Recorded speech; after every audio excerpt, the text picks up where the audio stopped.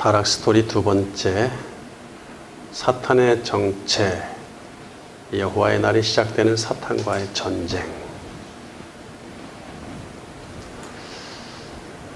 첫 번째 챕터, 성경에서 나하시의 개념과 그 용례, 신으로 숭배된 나하시. 에덴에 나타난 뱀은 들짐승이 아니라 사탄입니다. 뱀은 외형과 껍데기일 뿐 본질은 사탄이죠. 심지어 사탄의 별칭으로서 뱀이란 말이 사용되었기에 에덴의 뱀은 들짐승 뱀과 전혀 상관없고 그 외형조차도 뱀이 아닐 수도 있다는 얘기까지 했어요.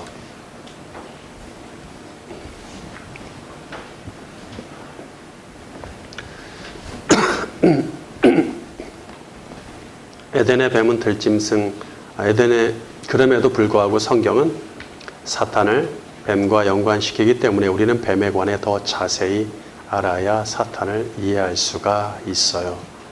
뱀은 원어로 나하시입니다. 세상에는 뱀을 좋아하고 신으로 섬기는 나라가 있는가 하면 악과 저주의 근본이라고 싫어하는 나라가 있어요.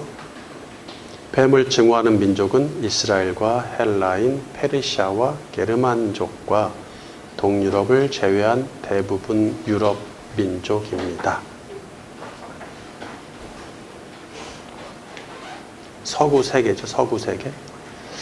인도네시아를 비롯한 주변의 민족들은 아시아에서 특이하게 코브라를 비롯한 뱀이 음식과 약의 재료일 뿐입니다.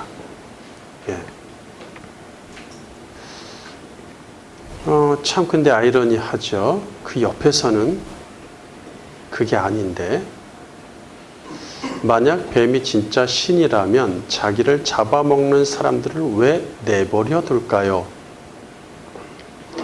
이것만 봐도 뱀이 신이 아님은 분명함에도 불구하고 많은 민족이 뱀을 숭배합니다. 한쪽에서는 음식으로 잡아먹고 한쪽에서는 신으로 섬기고, 같이 붙어있는 나라끼리도 이제 그렇다는 얘기죠.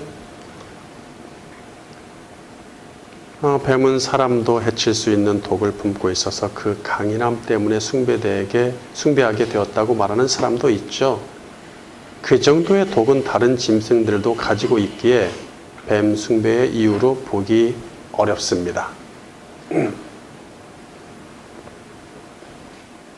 인류가 왜 뱀을 숭배했는지는 세상의 역사와 문헌에서는 그 답을 찾기가 어려우며 오직 성경에서만 그 근거를 찾을 수가 있어요. 하나님은 사탄에게 나하시란 별칭을 쓰시죠. 사탄은 여호와 하나님을 향한 적대적인 문화와 종교를 형성하기 위해 자신을 상징하는 나하시를 신으로 숭배케 합니다.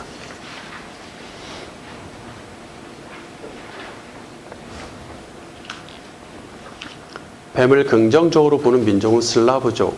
슬라브족은 동유럽과 체코, 세르비아, 슬로바키아, 폴란드 등의 러시아 계열이죠. 그리고 아시아인들이죠. 인도, 중국, 일본, 몽골, 캄보디아 등 불교와 힌두교를 믿는 아시아 국가들은 뱀을 숭배합니다. 맹독을 품고 공격성이 강한 코브라는 어김없이 동양 사상에 큰 영향을 주는 신으로 등장을 하지요.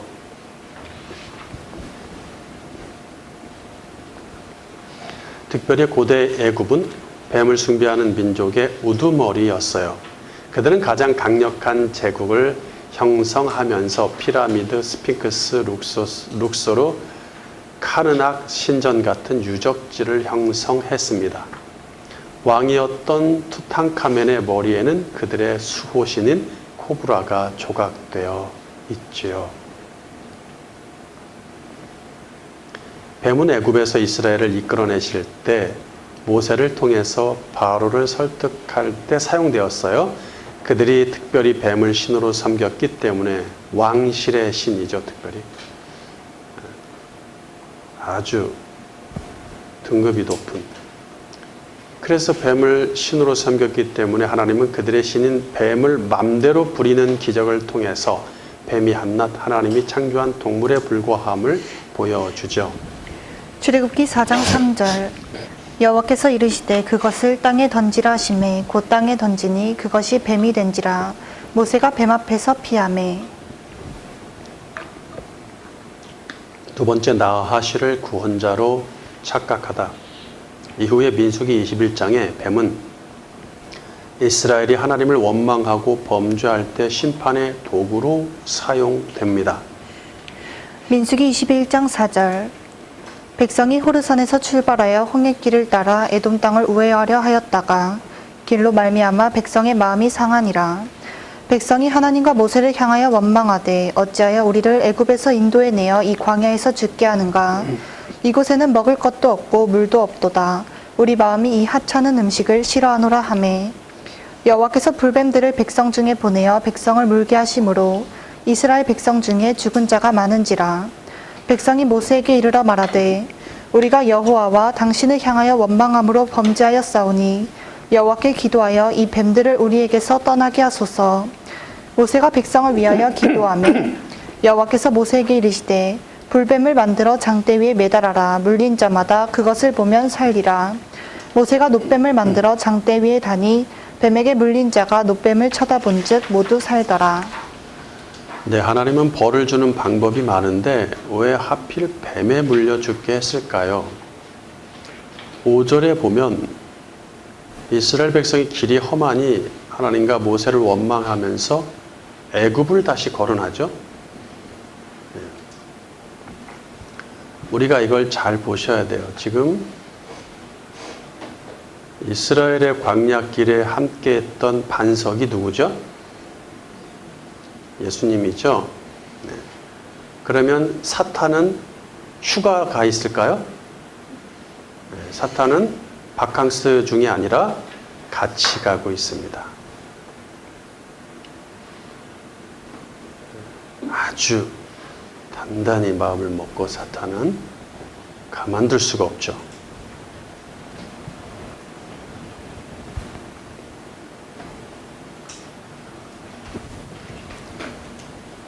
그래서 길이 험하니 하나님과 모세를 원망하면서 애굽을 다시 거론한단 말이에요. 이 사람들은 광야 40년 동안 힘들기만 하면 꼭 애굽을 들먹이면서 차라리 애굽 시절로 돌아가서 그들의 수하에서 노예로 있는 편이 낫다는 것이죠.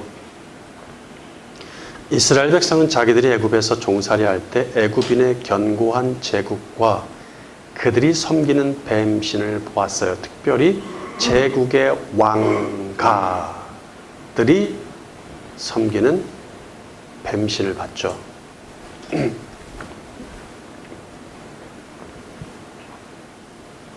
그러니까 그 왕가의 뱀신을 섬기는 왕가의 왕이 우리 왕이다 이거죠.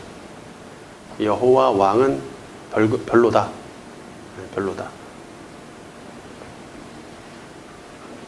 뭐 그 왕 섬기지 않아도 않는 이방 민족, 애굽 뭐 다 장장한데 잘 먹고 잘 살고 대단한데 뭐 우리 그 뭐 여호와 왕이라고 유일한 왕이라고 해서 쫓아왔는데 뭐 먼지 날리는 광야에서 이게 뭐냐.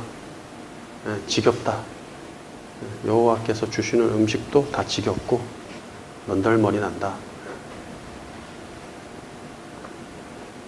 이스라엘 백성은 그래서 당시 많은 애굽 주변 국가들은 애굽이 신의 축복을 받아서 특히 왕실이 정치를 잘하는데 그들이 뱀신을 섬기니까 축복을 받아서 강성한 제국을 형성했다고 믿었어요. 이스라엘 백성은 좀 힘들다는 이유로 하나님이 만드신 한낱 피조물에 불과한 뱀을 섬기는 애굽으로 돌아가려 합니다. 하나님은 그 뱀으로 물려 죽게 만드시죠. 그리고 그들이 살려달라고 애원하니까 치료 방법으로 내놓은 것도 뱀이네. 이번에는 놋뱀이죠. 놋으로 뱀을 만들어서 그것을 바라보면 산다는 하나님의 말씀이 주어지니까 그것을 믿었던 그 믿음이 물렸던 자들을 살리기 시작합니다. 이후에 어리석은 이스라엘 백성은 조상들을 죽음에서 구했던 그 노뱀을 우상으로 또 섬기죠. 열왕기하 18장 4절. 그가 여러 산당들을 제거하며 주상을 깨뜨리며 아세라 목상을 찍으며 모세가 만들었던 노뱀을 이스라엘 자손이 이때까지 향하여 분향함으로 그것을 부수고 느후수단이라 일컬었더라. 느후수단은 뭐 노수로 만든 것 이런 뜻이에요. 이스라엘 민족은 당시 가나안 민족이 숭배하는 뱀신을 보면서 가나안 민족도 숭배하고 있죠. 그래서 자기들도 모세의 노뱀을 섬기죠. 뭐 다 섬기는데 우리도 섬기자. 나무에 달린 노뱀은 나무에 달린 구원자를 상징합니다. 요한복음 3장 14절. 모세가 광야에서 뱀을 든 것 같이 인자도 들려야 하리니. 율법의 행위가 아닌 십자가에 달린 예수 그리스도를 믿는 믿음으로 구원을 받죠.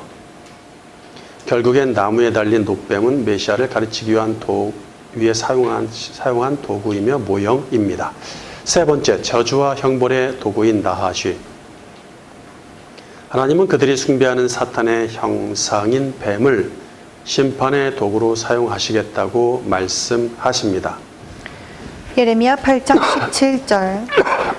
여호와의 말씀이니라. 내가 술법으로도 제어할 수 없는 뱀과 독사를 너희 가운데 보내리니 그것들이 너희를 물리라 하시도다.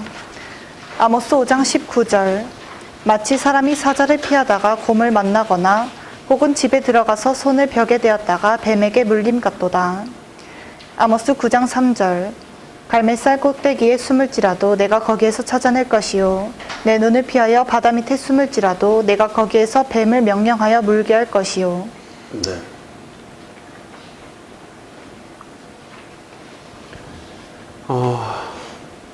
바울은 에덴에 나타났던 사탄뱀의 유혹을 주의하라고 당부합니다. 고린도서 11장 3절 바른 성경. 뱀이 그의 간기로 하와를 속인 것 같이 혹시 너희 마음이 그리스도를 향하는 진실함과 깨끗함에서 떠나 부패할까 두렵다.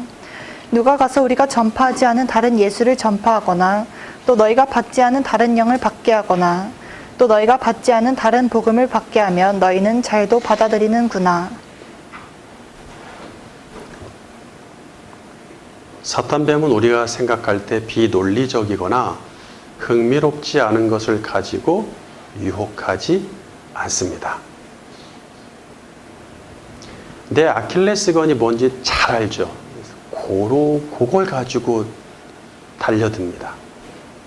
그냥 쉽게 넘어갈 수 있는 거 있잖아요. 네, 그런 거. 그의 지혜가 창조 세상의 어떤 피조물보다 뛰어나기 때문에 모두가 매혹할 만한 것을 제시하니 많은 교회가 쉽게 받아들입니다. 아이고, 우리가 뭐 100년 동안, 1000년 동안 갖고 있었던 교회 전통인데 왜 그 전통을 왜 바꾸려고 하냐, 이렇게 얘기하죠. 오늘날도 여전히 사탄은 교회를 미혹하여 많은 사람이 왜곡된 예수, 다른 복음, 다른 영을 믿고 있습니다. 1세기에 팔레스타인에서만 있었던 일이 아니고 그 당시 바울이 전도하러 다닌 곳에서만 있었던 것이 아니라 왜곡된 예수, 다른 복음, 다른 영은 지금까지 성행하고 있죠.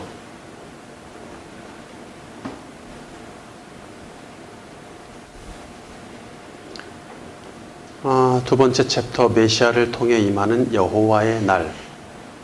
1. 이스라엘 전성기에 미리 주신 민족적 구원의 그 날. 여호와의 날에 대한 것들이 창조 타락 구석에서 다 다루어지어야 될 정도로 중요합니다.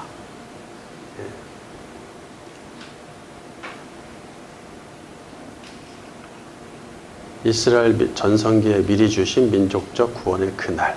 이 땅은 사단이 지배하는 세상이고 우리는 그와 영적 전쟁을 치러야 하기에 우리의 적을 명확히 알아야 싸울 수 있겠죠. 하나님은 영의 세계에 대해서 자세히 말씀해 주시지 않고 필요한 정도로만 언급하십니다. 그 영의 세계를 많이 얘기해 주면 소설을 쓰기 때문에 우리가 사람이 그리고 뭐 그런 어떤 영적 이런 거에 대해서는 귀가 솔깃하거든요. 어느 종교든지. 그래서 많이 언급하지 않아요. 영의 세계에 존재하는 천사는 선한 천사와 악한 천사가 있죠.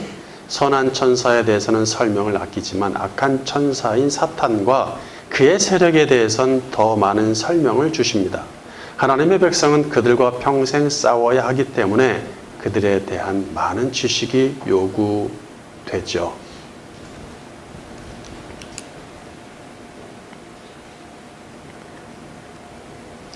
그런데 성경에서 사탄에 대해 직접적으로 설명하는 구절을 찾기가 어려워요. 성경은 마귀 사탄의 이름을 거론하면서 설명하지 않는 대신 풍유법을 사용해서 문자 속에 숨겨놓죠. 이제 성경의 풍유법을 통해 숨겨둔 사탄의 정체를 파헤치려고 합니다. 사탄의 정체를 알기 위해서 먼저 여호와의 날에 대한 이해가 필요합니다. 이는 사탄에 관한 예언이 여호와의 날과 관련되기 때문이에요.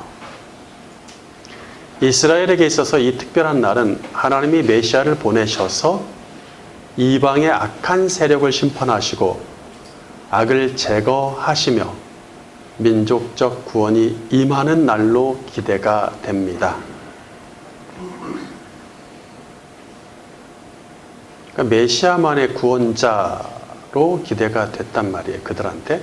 언뜻 보면 이스라엘 민족이 제국에 억압받을 때, 억압을 받고 이방 민족이 괴롭힐 때 이 특별한 날이 제시될 것이라 생각할 수 있죠. 막 그럴 때쯤 제시됐을 것이다. 구원이 필요하니까, 메시아가 필요하니까. 하지만 재밌게도 이스라엘이 제국에 억압받기 훨씬 전부터 그날이 제시되었으니 바로 이스라엘 최전성기였던 다윗 왕국 시대입니다.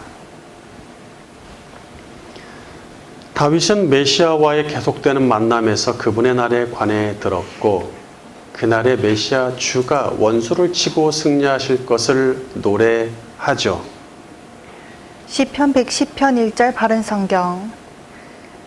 여호와께서 내 주께 말씀하시기를 내가 내 원수들을 내 발받침대로 삼을 때까지 내 오른쪽에 앉아 있으라 하셨습니다. 여호와께서 시온으로부터 주님의 능력의 지팡이를 보내실 것이니 주님은 그 원수들 가운데서 다스리소서. 주님의 권능의 날에 주님의 백성은 거룩한 옷을 입고 즐거이 헌신하니 주님의 청년들이 새벽 이슬같이 주께 나옵니다. 여호와께서 맹세하시기를 너는 영원히 멜기세덱 계열을 따른 제사장이다 하셨으니 변치 아니하실 것입니다. 주님의 오른쪽에 계신 주께서 그 분노의 날에 왕들을 치시고 민족들을 심판하셔서 시체로 가득하게 하시며 넓은 땅에 우두머리를 치실 것입니다. 자, 우리 시편을 많이 다뤘으니까 기초적인 지식이 풍성할 것이라고 기대하고 있습니다. 2인칭 단수 너,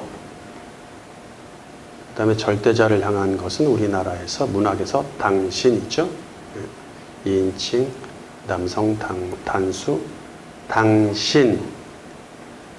그러니까 5절 같은 경우에 주님의 오른쪽에 계신 주께서 하면 주, 아도나이, 아돈이 2번 나왔냐? 아닙니다. 2번 안 나왔어요. 이건 번역이 매우 혼란스럽죠. 바른 성경이 그렇지 않아도 좀 좋게 하려고 예수를 예수님이라고 주를 주님이라고 님자를 불러가면서 겸손하게 하려고 했는데 이게 하나는 유, 당신이고 하나는 아도나이예요. 근데 그걸 둘 다 줄임으로 번역하니 주님의 오른쪽에 계신 주께서 이런 식으로 간단 말이죠. 앞에 주는 누구고 뒤에 주는 누구야? 지금 이 시가 누구한테 올려드리고 있어요? 여호와 하나님 아버지께 올려드리면서 자기의 밤마다 찾아오신 주님 아도나이 그리스도에 대해서 이야기하는 겁니다. 그러니까 당신의 오른쪽에 계신 주께서 이렇게 돼야 되겠죠?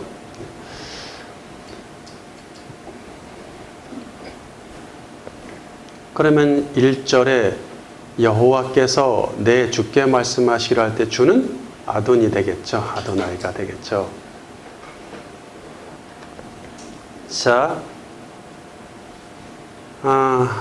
여기 그 유명한 3절, 우리가 뭐 노래도 부르고 찬양도 있고 이걸 가지고 찬양도 만들고 아주 유명하죠. 제가 그 전에 정년부 혼신 예배 때 꼭 요 본문을 가지고 설교들을 하시더라고요. 위 3절은 보통 주께 헌신한 젊은이들이 주인공으로 번역됨으로써 곧바로 신자들, 특히 청년들에게 적용을 많이 하죠. 청년들이 헌신해야 된다. 지금 이 시의 주인공은 청년들이 아니라 메시아이며 그분의 날에 있을 심판과 승리를 이야기하고 있습니다. 다 할 수는 없고 3절만 가장 큰 문제 되니까 그것만 다시 원어대로 가능하면 직역해서 번역하면 다음과 같습니다. 재번역. 당신의 힘의 날에 거룩한 광채 가운데 새벽의 태로부터 당신의 젊은 시절 이슬이 당신에게 있으니 당신의 사람이 자원 제물입니다. 완전히 달라졌죠? 여기 성경을 만드십니까? 작가십니까? 그러지 마시고, 우리가 다른 영어 성경이나 특히 킹제임스 계열의 영어 성경, 그 한글 성경만 봐도 요즘 킹제임스가 더 많이 나왔다 그랬죠? 봐도 우리가 아는 그런 개역개정의 내용은 완전히 달라요. 여기 보면 이탈릭체가 있어요. 옆으로 기울어 있는 젊은 시절 이슬이 당신에게 있으니 옆으로 기울었지 이탈릭체. 당신의 사람이 자원 재물입니다. 각주 6번. 이탈릭체는 원어의 문맥에서 벗어나지 않은 범위 내에서 최소한으로 의역한 것입니다. 그러니까 원어에는 없지만 그 단어가 의역되었다는 거예요. 살짝. 왜냐하면 원어에는 뭐라고 되어 있다고 그래서 대부분 그냥 단어만, 특히 명사 쭉 나열해 10개를.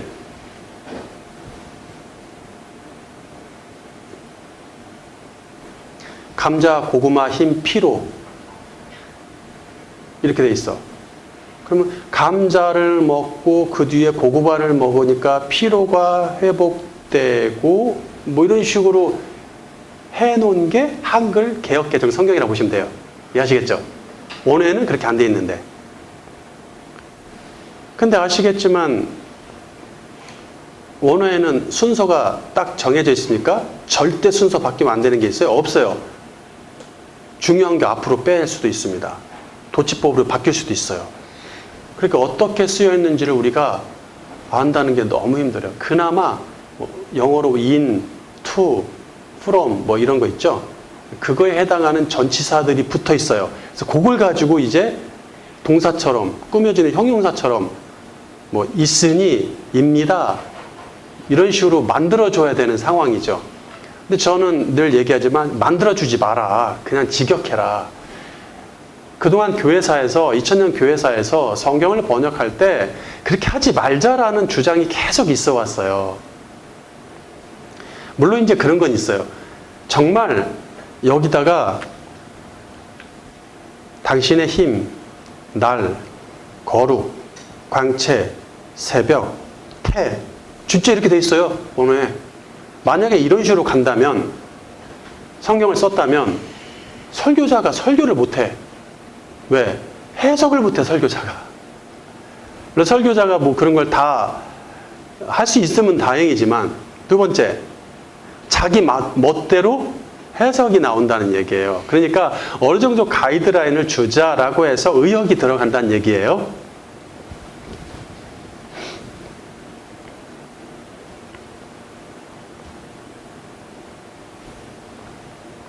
일단은 이 시편 110편은 어떤 거룩한 옷을 입은 사람들, 젊은이들, 하나님의 사람들 이런 사람들이 주인공이 아니라 메시아다. 메시아를 설명하고 있는 거예요. 다른 게 끼면 안 돼요. 힘, 당신의 힘의 날에 권능의 날이라고 돼 있지만 힘이 더 좋습니다.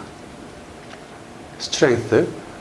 힘은 원어로 하일인데 군사 용어로서 힘, 부, 군대, 전투. 그러니까 이게 부와 권력이란 권능이란 말을 쓰더라도 이거 약간 전투적인 용어다라고 얘기를 하셔야 돼요.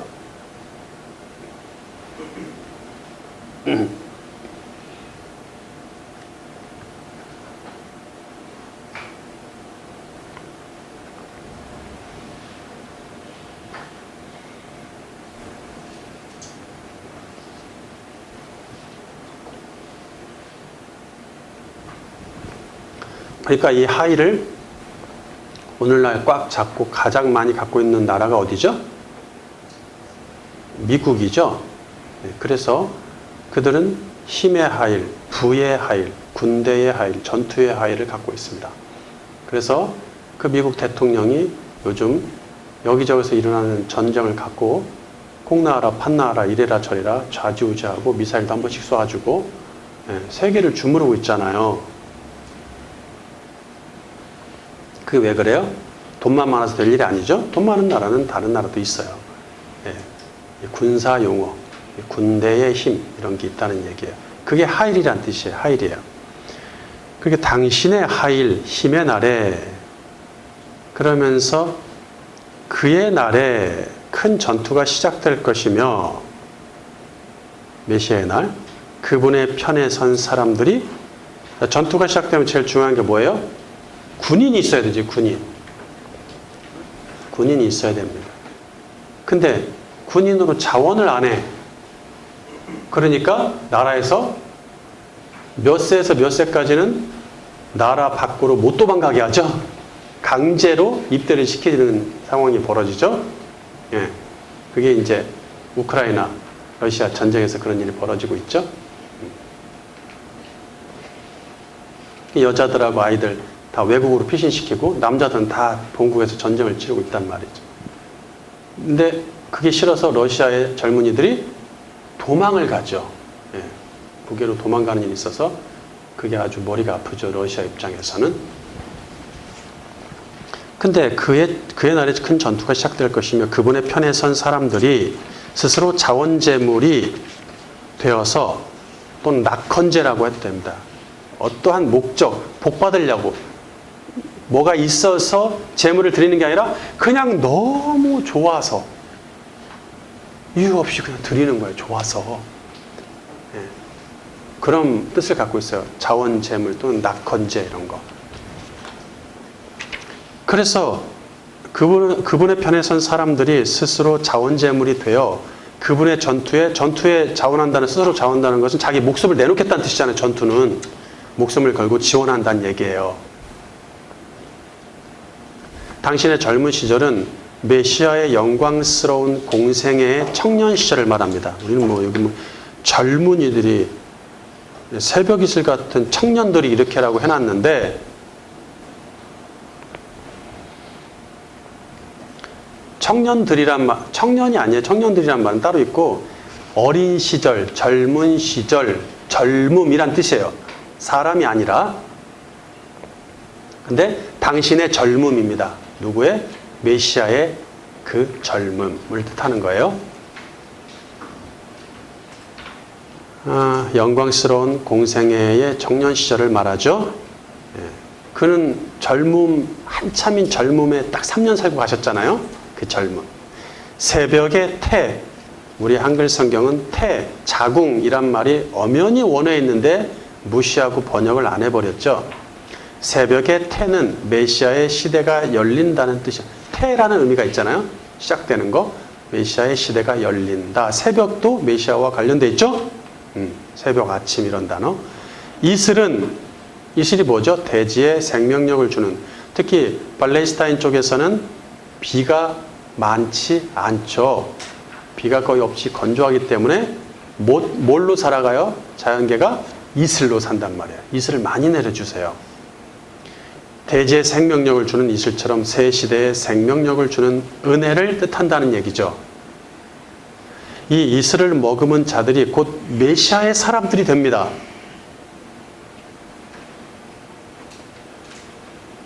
황량하고 척박한 건조한 그 땅이잖아요. 광야 같은 거기에 이슬이 내린다는 거. 그 이슬이 그리스도의 생명력이다. 그 이슬을 먹고 돼지가 푸릇푸릇하게 살아나는 것처럼 살아난 사람들이 있다는 것이죠. 메시아의 사람들이. 해석이 되셨죠, 이제?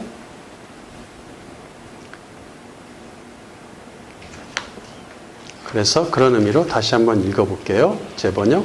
당신의 힘의 날에 거룩한 광채 가운데 새벽의 태로부터 당신의 젊은 시절 이슬이 당신에게 있으니, 그분이 이루신 젊은 시절에 이루신 생명력 이슬이 당신에게 있으니 당신의 사람이 자원 재물입니다. 이해하셨죠? 자, 요구 안에 복음과 그동안에 우리 설명드린 그 많은 내용들이 다 담겨 있죠? 네, 진리가 다 담겨 있습니다. 다윗은 그의 날에 대한 명확한 이해와 확신으로 수많은 노래를 남기죠. 시편 146편 3절 바른 성경. 고관들을 의지하지 말며 구원을 줄 수 없는 인생을 의지하지 말 것이니 그의 호흡이 끊어지면 흙으로 돌아가며 바로 그날에 그의 계획이 사라질 것이다. 위시는 작자미상이지만 필체를 보아서 다윗의 시임을 짐작할 수가 있어요. 앞에 다윗의 시하고도 필체가 같죠. 그날에는 원어로 바욤 하후, 요미 날이란 뜻이죠. 그 다음에 후, 하후, 관사가 붙어서 그날에. 근데 이 하후가 단순히 그날 이렇게 하는 것보다 메시아의 날을 말하기 때문에 정확히 그의 날에로 번역을 해야 된다는 얘기예요. 그의 날에. 물론 이 그날이란 말이 많이 나오는데 성경에 다 바욤 하후로 나오지는 않아요. 비슷하게 어쨌든 나오는 말들이 많은데 그걸 전부 그날이라고 다 번역을 해놨어요. 그런데 어떤 날은 예를 들어서 야, 우리가 어디서 만나자. 다윗이 요나단에게 같이 얘기하면서 우리가 어디서 만나자, 숲에서. 그날에 사울이 뭐뭐 할 것이다. 이렇게 했을 때 그날은 메시아의 날이 아니죠? 예. 그러니까 메시아에 대한 얘기를 하고 있는 글에서는 그날이 나오면 그의 날로 번역을 해줘야 되지 않겠느냐라는 이야기를 하고 싶은 거예요. 원수들이 굴복하는 메시아의 치세에 관한 노래는 솔로몬의 시에서도 나타나죠. 시편 72편 7절. 그의 날에 의인이 흥황하여 평강의 풍성함이 달이 닿을 때까지 이르리로다. 그가 바다에서부터 바다까지와 강에서부터 땅끝까지 다스리리니 광야에 사는 자는 그 앞에 굽히며 그의 원수들은 티끌을 핫을 것이며 다시스와 섬의 왕들이 조공을 바치며 스바와 시바 왕들이 예물을 드리리로다. 모든 왕이 그의 앞에 부복하며 모든 민족이 다 그를 섬기리로다. 네, 야, 이거 메시아 치세가 대단하죠. 원수를 굴복시키는 그분의 권세, 치세. 다윗과 솔로몬이 다 시로 남겼어요. 이미 시미때가 완전 전성기인데 그때 벌써 그날에 대한 이야기가 나오기 시작한단 말이에요. 두 번째, 이스라엘 민족을 초월하여 온 백성에게 임할 여호와의 날. 다윗과 솔로몬이 BC 900년경 사람이죠. BC 1000년, 1100년, 1000년, 900년 그때 사람들이에요.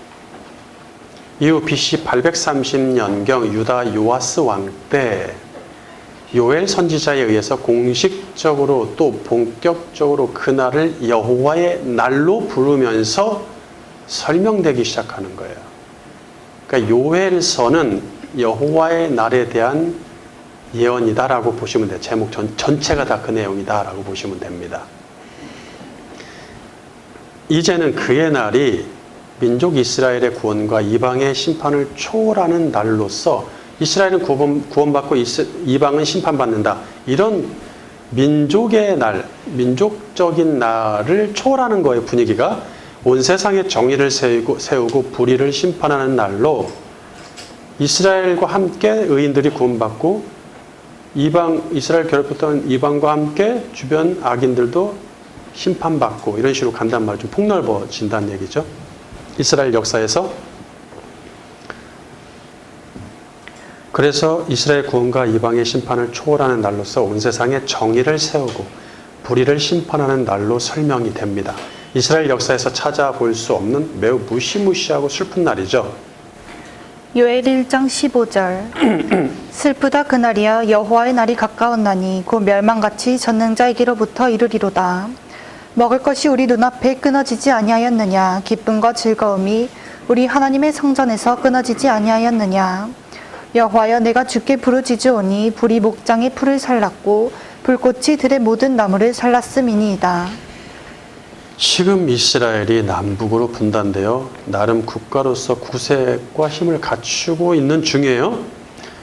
근데 그때에 그의 슬픔의 날이 임박했다고 예고를 하니 무슨 뚱딴지 같은 자다 봉창을 터는 소리냐. 요엘 2장 1절 너희는 시온에서 나팔을 불고 내 거룩한 산에서 소리쳐 땅의 모든 거민들이 떨게 하라. 이는 여호와의 날이 다가오며 가까웠기 때문이다. 그날은 어둡고 캄캄한 날, 구름과 흑암의 날이다. 새벽빛이 산 위에 펼쳐지듯 많고 강한 민족들이 올 것이다. 이런 일은 옛적에도 없었고 그 후로 대대로 없을 것이다. 여호와께서 그의 군대 앞에서 소리를 지르시고 그의 진영은 심히 크고 그의 명령을 행하는 자는 강하니 여호와의 날이 크고 심히 두렵도다. 당할 자가 누구이랴. 여호와의 말씀에 너희는 이제라도 금식하고 울며 애통하고 마음을 다하여 내게로 돌아오라 하셨나니 너희는 옷을 찢지 말고 마음을 찢고 너희 하나님 여호와께로 돌아올지어다. 그는 은혜로우시며 자비로우시며 노하기를 더디하시며 인애가 크시사 뜻을 돌이켜 재앙을 내리지 아니하시나니. 그러니까 다윗 솔로몬 시대 때는 뭐 그런 어떤 민족적인 날이 있다라고 하는 정도 수준이었다면 이제는 그런 수준이 아니에요. 예. 여호와의 날이 제기됐단 말이에요. 공식적으로. 얼마 되지 않았어요. 지금 채 그 전성기가 100년도 채 되지 않은 때에 이 예언이 제시된단 말이에요. 여호와를 떠나 부패한 이스라엘은 그 죄에 대한 형벌을 받는다고 경고합니다.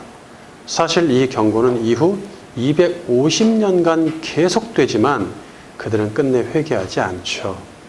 그날은 이스라엘을 포함한 악인에게 심판의 날이지만 그걸로 끝나는 게 아니라 소수의 남은 자들에겐 구원의 날입니다. 31절 여호와의 크고 두려운 날이 이르기 전에 해가 어두워지고 달이 핏빛같이 변하려니와 누구든지 여호와의 이름을 부르는 자는 구원을 얻으리니 이는 나 여호와의 말대로 시온산과 예루살렘에서 피할 자가 있을 것이미요 남은 자 중에 나 여호와의 부름을 받을 자가 있을 것임이니라. 자, BC 740년 이후, 또 이제 100년이 지나서 이사야를 통해 예언되는 여호와의 날은 그 스케일이 더 커지죠. 바벨론을 통해 멸망당함으로써 민족 이스라엘에게 임하는 날 정도가 아닙니다. 이스라엘이 바벨론에게 멸망당하는 수준의 날이 아니라 메시아와 관련된 세계적 수준의 날이다. 즉 민족적 시온이나 민족적 이스라엘이 아닌 영적 시온과 영적 이스라엘로 해석되어야 합니다. 이사야 2장 2절 바른 성경 마지막 날이 올 때 여호와의 전의 산이 산들 꼭대기에 서고 언덕들 위에 높아지며 모든 민족들이 그리로 모여들 것이니 많은 백성들이 오면서 말할 것이다. 가자 우리가 여호와의 산과 야곱의 하나님의 전으로 올라가자. 주께서 주님의 길을 우리에게 가르치실 것이니 우리는 그 길을 걸어갈 것이다. 이는 율법이 시온에서 여호와의 말씀이 예루살렘에서 나올 것이기 때문이다. 자, 우리 개역개정은 말일에 이렇게 돼 있죠. 그거는 한문을 갖다 쓰느라 그렇게 된 거예요. 마지막 날은 결말의 날로서 종말론적인 이런 표현은 메시아의 강림으로 임하는 날들이겠죠. 이런 이야기가 벌써 그 시대에 나오기 시작했다는 얘기예요.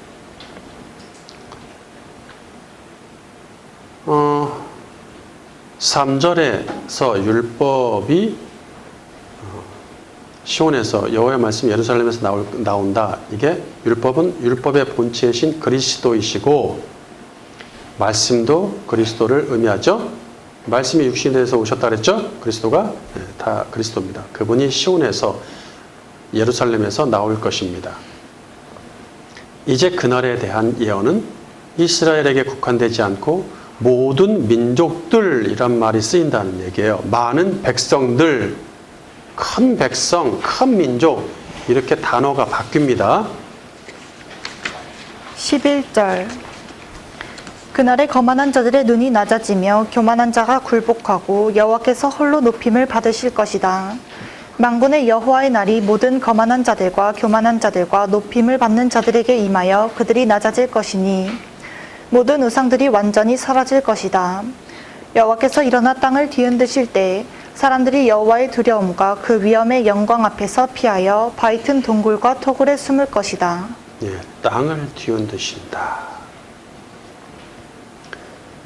뭐죠? 두 자로 지진. 모든 우상이 완전히 사라진다는 말은 곧 두 번째 강림하시는 재림 때를 염두에 둔 표현이겠죠. 초림 이후에 우상이 사라졌습니까? 안 사라졌죠? 더 많아졌으면 더 많아졌지? 그러니까 재림까지 생각을 하고 있단 말이에요. 계속해서 여호와의 날은 강력한 심판의 날이며 재앙의 날로 예고됩니다. 기원전 BC 630년경 630년경 이미 이스라엘이 멸망한 상태죠. 이스라엘 멸망할 즈음이라기보다 멸망한 후가 낫겠다. 멸망한 후.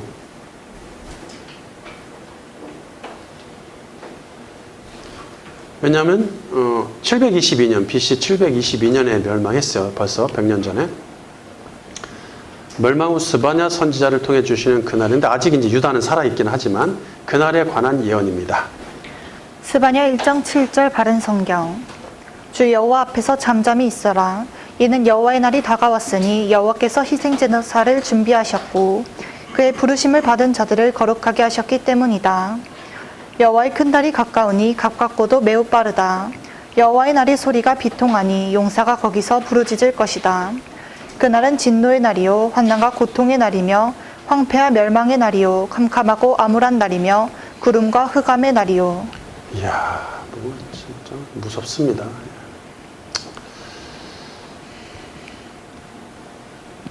조금 이제 와 닿을 것 같은 생각이 들어요. 유다 입장에서는 형제 북이스라엘이 멸망했으니까 자기들도 이제 위협당하고 있는 상황이니까 이런 말이 좀 와 닿았을 것 같아요. 세 번째 챕터 전쟁의 서막 메시아의 날 1. 여호와의 날에 있을 전쟁. 이미 북이스라엘이 형벌을 받아 멸망한 이후에도 여전히 여호와의 날이 거론된다는 얘기예요. 지금까지 여호와의 날은 맛보기요 모형일 뿐 진짜 여호와의 날이 남았기 때문입니다. 그러니까 어떤 죄를 심판하는 이스라엘의 심판 형벌에 초점이 맞춰져 있었다면 초기에는 그럼 이미 심판을 받고 형벌을 받아서 멸망했는데도 계속 얘기가 된다는 얘기예요. 그날이 그날이 남아있나? 아직도? 진짜 여호와의 날이 남았기 때문이죠. 바벨론 제국에 압제당하는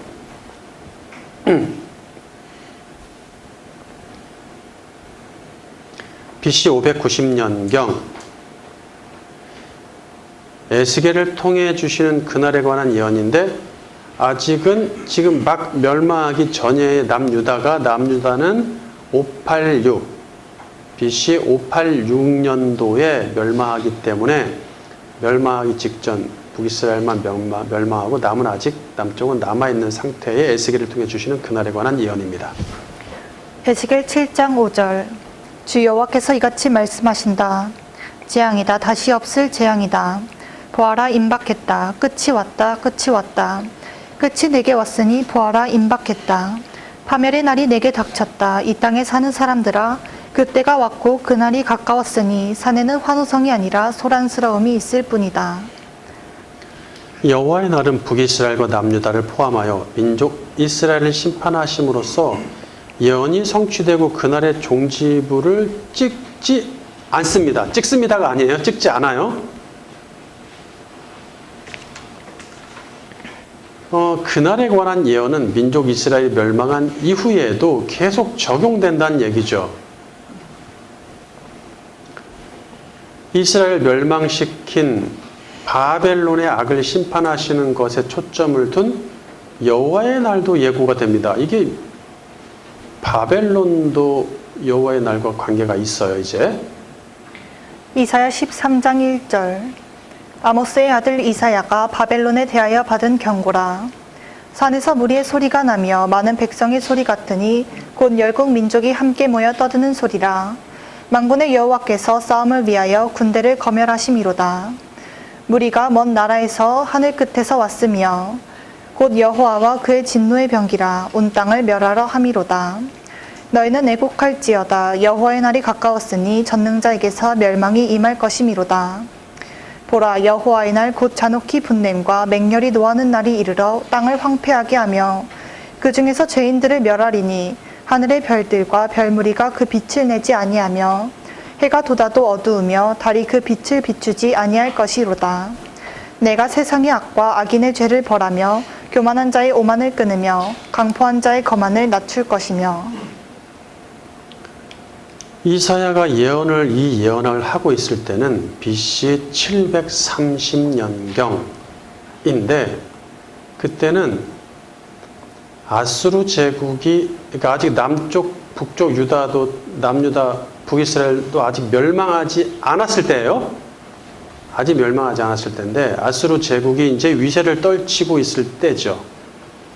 그리고 바벨론은 아직 국가도 아니요. 통일된 국가가 아니어서 아수르의 통치를 받고 아수르의 지배를 받고 있을 때입니다. 그때 나부폴라사르라는 사람이 왕이 BC 612년 아수르의 수도 니느웨 교과서의 세상 역사의 니네베를 함락시키고 신바벨로니아 제국을 건설하는데 이것이 성경에서는 바벨론이라고 얘기를 해요. 원래 정확히 역사들에서는 신바벨로니아 제국이라고 해야 되죠. 왜냐하면 바벨론이라는 나라는 소국가로 있었어요, 계속. 근데 지금 이제 아수르의 제국의 지배를 받다가 나부폴라사르라는 사람에 의해서 아수르의 수도를 침공함으로써 이제 아수르가 멸망하죠. 그리고 바벨론 제국, 성경에서 바벨론이라고 얘기할 때 그 신바벨론 제국이 탄생한다는 얘기예요. 이후 느부갓네살 역사들에서는 네부카드네자르 2세입니다. 느부갓네살이 천하를 통일하여 제국을 든든히 하죠. 이때 이제 남유다도 멸망하죠. 그러나 바벨론은 BC 539년에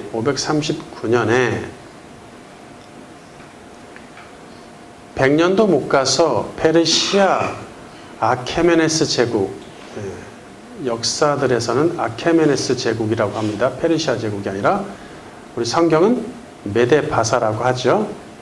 페르시아 제국, 그러니까 지금의 이란, 전쟁 중에 있는 이란에 해당하죠. 네, 고레스에게 멸망하면서 이사의 예언이 성취됩니다. 고레스는 키루스 2세입니다.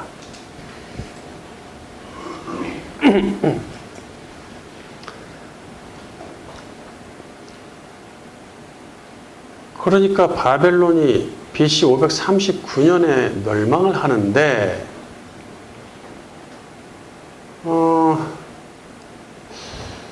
지금 이 바벨론에 대한 경고가 언제 주어져요? 아직 통일된 국가도 아닌 조그마한 나라여서 제국의 통치를, 아수르의 통치를 받고 있을 때, 그러니까 200여 년 전이네요. 200년 전에 벌써 예언을 주셨다는 얘기야. 놀랍죠? 그 예언을 들었을 때 뭔 소리요? 우리가 얼마나 멸망하고 자식할 게 없어. 우리는 그냥 소국가인데 이러고 있을 때죠. 어쨌든 200년 후에 성취되죠. 이것이 여기서 만군의 여호와께서 싸움을 위하여 군대를 검열하심이로다 라는 말씀에 주의를 기울일 필요가 있어요.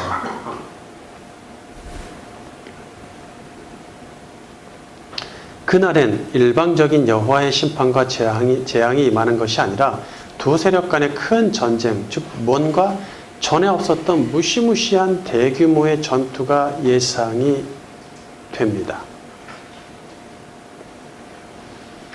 물론 이런 것들이 전부 다 묵시록에서 나오는 그 전쟁하고 같죠. 다 같이 연결이 돼야 돼요. 그래서 종말론에 대한 얘기를 할 때는 무슨 요한계시록만 갖고 얘기하면 그거는 말이 안 됩니다. 요한계시록 하나만 갖고 종말론 얘기하면 그건 다 정상이 아니다 이렇게 생각하시면 돼요. 요한계시록 강의하시는 분들 많은데 거기 가가지고 거기서 이사야도 얘기하고 에스겔도 얘기하고 이 선지서들 다 끄집어 갖고 와야 됩니다. 전체 통으로 다 갖고 와야 요한계시록이 해석이 됩니다. 예. 그렇지 않은 거는 다 가짜다 생각하시면 됩니다. 대부분 그러니까 거기서 뭐가 나와요? 이상한 파가 나온단 말이에요. 그렇죠? 예를 들어서 거기서 이제 이긴 자가 이만인데, 이만희가 구약 성경에 나옵니까? 안 나오죠? 그러니까 다 가짜인 거예요. 그렇게. 구약을 안 갖고 얘기하니까 그렇게 얘기가 되는 거예요. 대부분 이단 사이비는 계시록 갖고 풀어주거든요.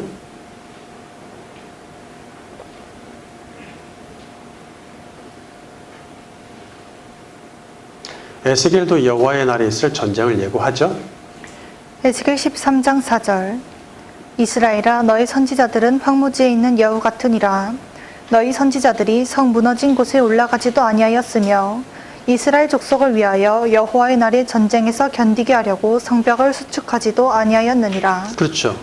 선지자들이 영의 눈이 밝아서 자기들의 배부름은 뒤로 하고 자기들은 굶더라도 백성을 위해서 일하는 자들이 돼야 되잖아요. 그래서 영의 눈이 밝아서 여호와의 날이 무엇인가, 언제 임할 것인가, 그것은 전쟁과 관련되어 있구나, 사탄과의. 그 전쟁을 준비하려면 나라에다가 왕한테 얘기를 해서 직언을 해서 성벽을 수축하십시오. 이런 식으로 제안을 해야 되잖아요. 그게 선지자잖아요. 그런데 그런 것을 안 하고 있어요. 그래서 뭐라 그래? 여우다. 성직자들이 여우다. 자기 밥벌이만 하고 있다. 이런 얘기를 하는 것이죠. 전쟁 준비를 안 한다는 얘기예요. 왜? 여호와의 날도 모르고 전쟁도 모르니까. 신약 예언서에서는 이 전쟁을 사탄과 관련이 있다고 말하죠.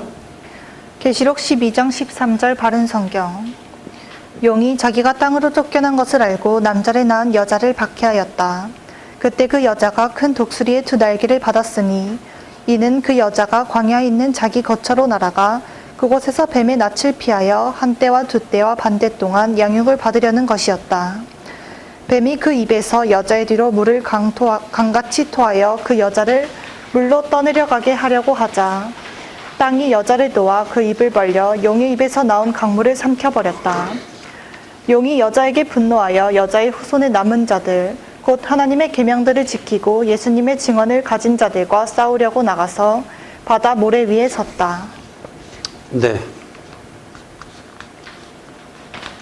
그게 지금 시대예요. 하나님의 여자인 택한 백성이 남자아이 즉 그리스도를 낳으니 메시아의 시대가 열립니다. 그 메시아의 시대가 열리면 은혜의 시대고 좋고 기분 좋고 행복, 불행 끝 행복 시작, 평화 뭐 이래야 되는데 그게 아니야. 이게 지금 은혜와 평화만 있지 않고 본격적인 전쟁이 시작됩니다. 가만히 있지 않죠. 사탄이. 메시아의 강림은 곧 전쟁의 서막과 같기 때문이죠. 바다 모래 위에 섰다. 자, 바다는 묵시록에서 사탄의 영향력이 미치는 그의 나라를 상징한다 그랬죠? 모래는 영적으로 척박한 광야를 상징하죠. 이런 사탄의 무대에서 치르는 전쟁이니 사탄이 유리한 것은 분명합니다. 어디에 있어? 지금 바다 모래 위에 있는 거예요. 교회가. 우리가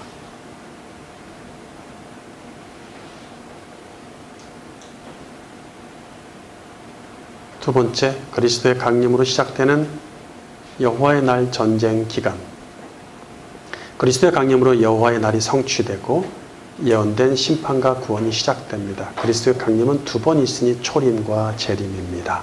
여호와의 날과 관련한 예언의 성취는 종교를 의미하는 것이 아니라 시작을 의미한다는 얘기예요. 심판과 구원이 시작되었다는 말은 심판과 구원이 성취되기 시작했다는 뜻이죠. 성취되기 시작했다. 어느 날 갑자기 한날에 성취되는 게 아니라는 얘기죠. 그래서 우리가 대표적으로 얘기할 땐 그의 날 단수지만 복수형으로도 써요. 그의 날들, 당신의 날들 이렇게 얘기도 합니다. 시작된 심판과 구원은 그리스도의 재림으로 완성 종결되겠죠. 거기 그림을 보시면 초림은 심판 및 구원의 시작이고 재림은 심판 및 구원의 완성이고 그 사이 오늘날이 종말에 해당한다. 근데 종말은 주의 죽음과 부활로 열리는 은혜의 시대잖아요. 근데 그걸 종말이라고 얘기하죠. 좀 부정적이죠. 그것이 바로 메시아의 시대, 그리스도 강림으로 열린 메시아의 시대. 그것이 구약에서 그토록 예언된 여호와의 날 전쟁 기간이란 얘기입니다.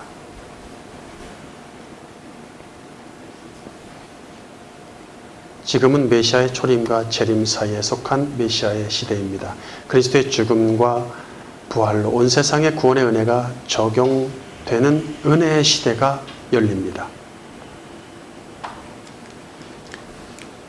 자, 은혜의 시대이면서 동시에 종말의 시대라는 이중성을 갖습니다. 은혜와 종말이라는 단어가 서로 상반된 뉘앙스를 주죠. 예. 종말은 뭔가 정말 끝날 것 같은, 불행할 것 같은 느낌이 다 들잖아요. 그러니까 은혜와 종말이 상반돼요.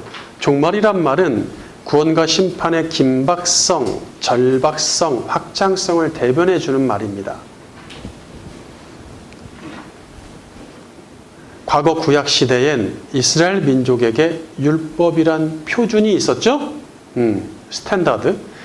율법은 온 세상 민족에게 공통으로 주어진 표준은 아니었죠? 이스라엘에게 시내산에서 주어졌어요. 이스라엘에게만 주어진 표준입니다. 그럼 이방은 다 죽었냐? 아니죠. 나아만 장군처럼 사렙다 과부처럼 구원받는 자들이 있었어요. 그들은 율법을 지켜서 구원받았습니까? 아니에요. 은혜로. 은혜가 이미 그 당시에도 있었어요. 은혜란 표준이 주어졌습니다. 율법은 그리스도를 배우기 위한 도구였기에 이스라엘은 자기들의 완전한 행위를 내세우기보다 은혜를 구했어야 된다는 얘기죠. 이방인들이 그냥 구원받는 것을 봤단 말이에요.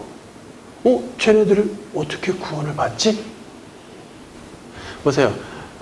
나병은, 한센병은 그 당시에 저주죠. 죄의 형벌로 율법에서 다루잖아요. 근데 나아만 장군이 이방인인데도 율법을 받은 민족이 아닌데도 치료받는다는 건 뭐예요? 죄에서 구원받았다는 얘기잖아요. 그러면 죄에서 구원받아, 우리가 문둥병에, 나병에 대해서 우리가 그리스도생에서 배웠죠? 배웠던가요?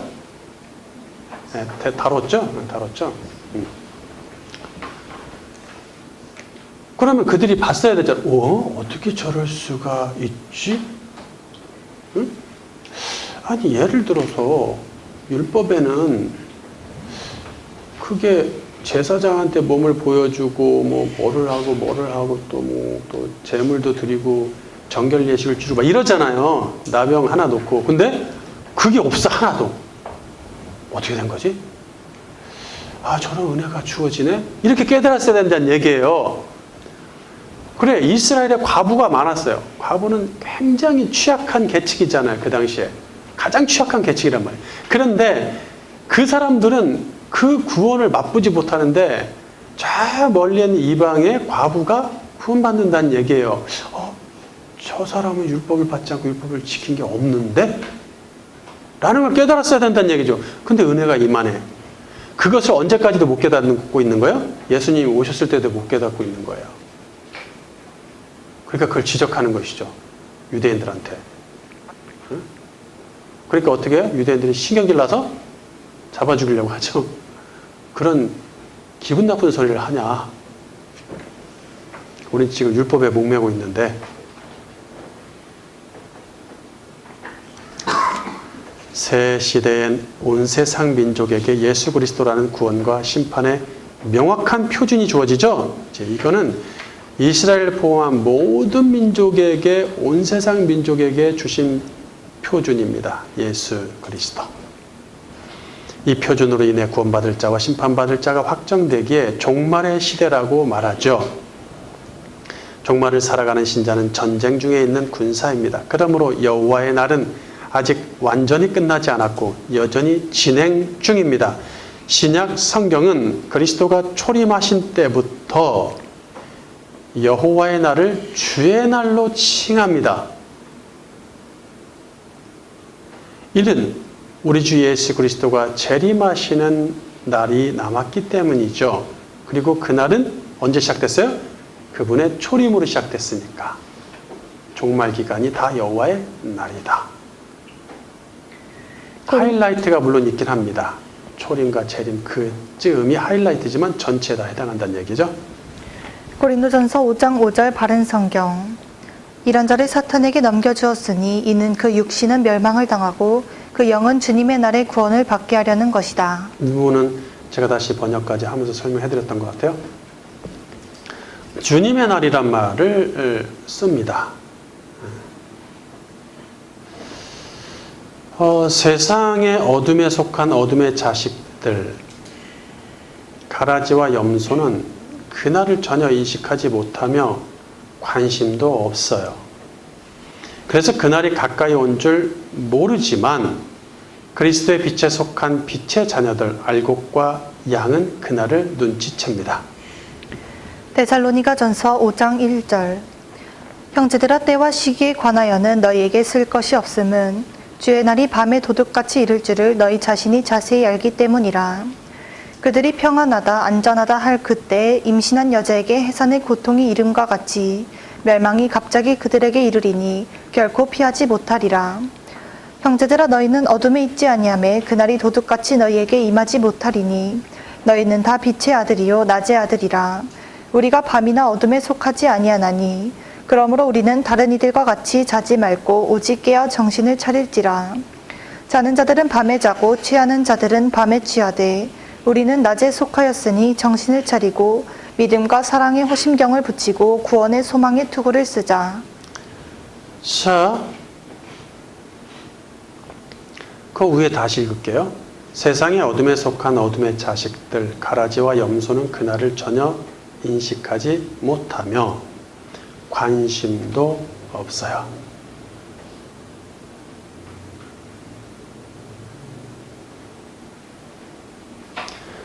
그러므로 주님의 재림에 대해서 이야기하지 않는 오랜 신앙생활을 하는 사람이라면 그 믿음을 의심할 여지가 있죠. 관심 없다는 얘기죠. 그러니까 얘기 안 하죠. 그래서 그날이 가까이 온 줄을 모르지만 그리스도의 빛에 속한 빛의 자녀들, 알곡과 양은 그날을 모를 수 없다는 얘기예요. 지금 여기 나와 있잖아요. 예? 4절에 형제들아 너희는 어둠에 있지 아니하며 그날이 도둑같이 너희에게 임하지 못할 것이다. 눈치채고 계십니까?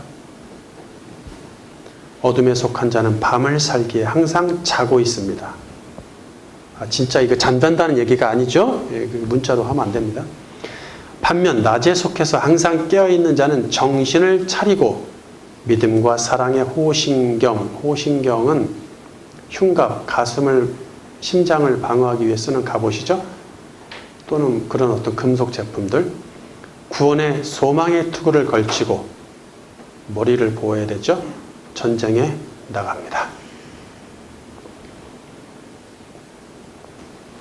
그 뭔 소리요? 지금 은혜 시대인데 뭐 이렇게 자꾸 부정적으로 그렇게 호들갑을 떤데, 은혜가 이렇게 충만하고 먹고 살기 좋은 평화로운 시대가 됐는데 여기가 지상 낙원이 아니겠어? 예. 그런 어떤 사람들도 많았죠. 그런 교단들도 있고. 전쟁입니다. 우리 몸을 보호하는 이 전쟁 도구들은 곧 말씀이죠. 예, 다른 구절에 보면 다 설명이 돼 있어요. 곧 말씀이며 그리스도를 아는 지식입니다. 말씀이 뭐냐? 성경 50독 한 거, 그런 거는 속하지 않습니다. 50독을 그렇게 대충 읽는 것보다 1독을 제대로 읽는 게 훨씬 낫죠. 50독을 대충 빠르게 말빨리 하는 사람들한테서 요즘 또 여름 또 7월달 되니까 각각 기도원이나 수련원에서 성경 1독 캠프 하겠네.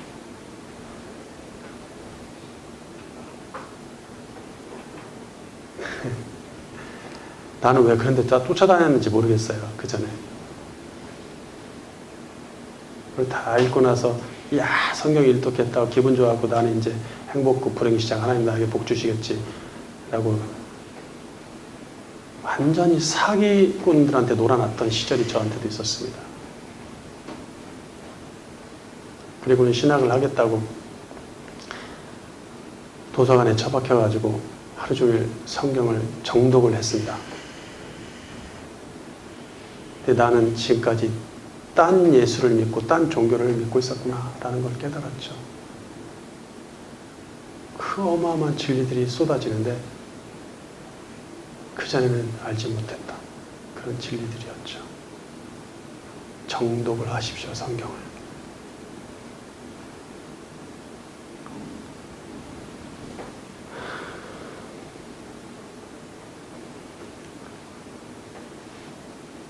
그 속에는 그리스도를 아는 지식이 담겨 있습니다. 이 도구를 가진 자들은 주의 날을 간절히 사모하며 기다립니다. 베드로서 3장 10절.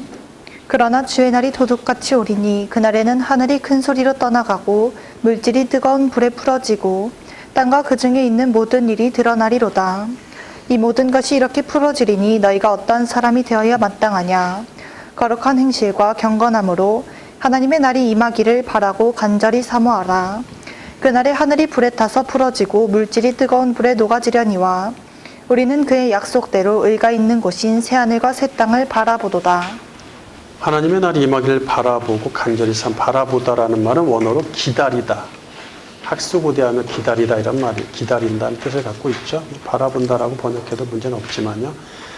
하늘이 불에 타서 풀어진다는 말은 구약에서 여호와의 날과 관련하여 언급했던 해와 달이 빛을 잃는다는 말과 같은 뉘앙스죠? 네, 같은 뉘앙스입니다.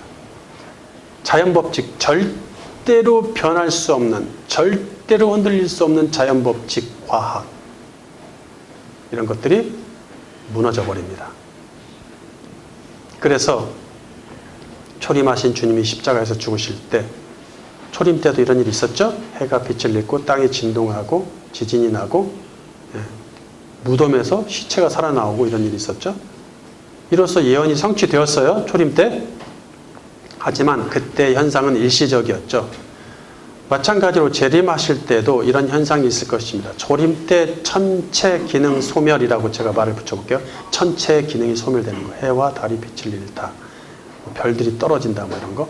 천체 기능 소멸은 일시적이며 맛보기지만 재림 때 천체 기능 소멸은 완전하며 영원하니까 끝이라는 얘기죠. 그때는. 결론,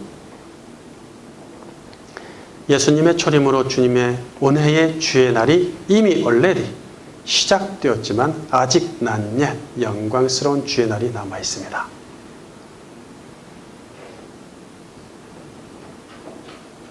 어떤 사람들은 주의 날에 already 이 맛보기의 구원만 강조하는 사람들이 있다는 얘기죠. 불에 녹아버릴 이 땅의 것에 연연하고 있습니까? 영원한 새하늘 새 땅에 연연하고 있습니까? 네? 불에 녹아버릴 이 땅의 것에 연연하고 있습니까? 영원한 새하늘 새 땅에 연연하고 있습니까? 다시 진중하게 묻겠습니다. 지난 일주일 동안 주의 날을 사모하며 그날 주님을 기다렸나요? 아니면 그날은 새까맣게 잊고 살았나요? 대답하세요, 속으로.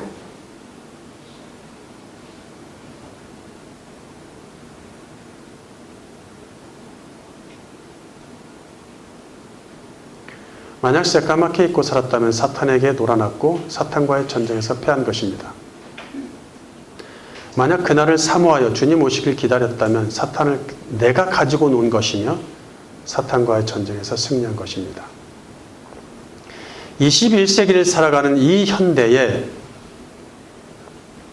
사탄의 전투 전략은 사람이 죽고 살고 나라가 전쟁으로 폐허가 되고 민족과 민족의 집단과 집단이 물리적으로 싸우는 식으로 거창하지 않습니다. 오늘날 종말론들, 특히 세대주의 종말론이 꽉 잡고 있죠. 교회의 종말론을 쥐흔들고 있는데 그런 모든 종말론들을 잘 보세요. 대부분이 나라가 전쟁으로 폐허가 되고 사람이 죽고 살고 민족과 민족이 민족 청소, 대학살, 전쟁 이런 거에 초점을 다 맞춰놨어요.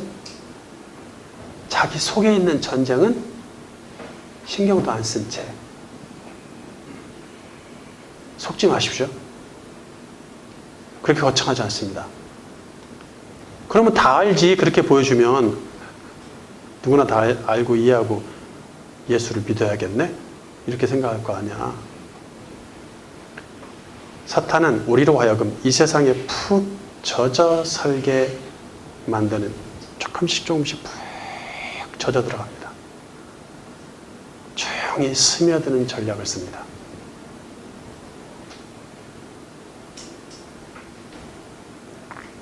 그날을 기다리는 것과 기다리지 않는 것은 구원과 심판의 차이이고 빛과 어둠의 차이이고 낮의 자녀와 밤의 자식의 차이이며 승리와 패배의 차이이니 그야말로 하늘과 땅 차이 아니겠습니까? 그러니 사탄은 우는 사자같이 덤벼들 수밖에 없고 우리의 전투는 치열할 수밖에 없습니다. 베드로전서 5장 8절 바른 성경. 정신을 차리고 깨어 있어라. 너희의 대적 마귀가 우는 사자같이 두루다니며 삼킬 자를 찾고 있으니 너희는 믿음으로 굳게 서서 마귀를 대적하여라. 너희가 아는 대로 너희의 형제들도 세상에서 동일한 고난을 겪고 있다. 사탄은 그리스도를 아는 지식이 충만하여 거룩한 행실과 경건함으로 주의 날을 사모하는 자를 당해내지 못합니다.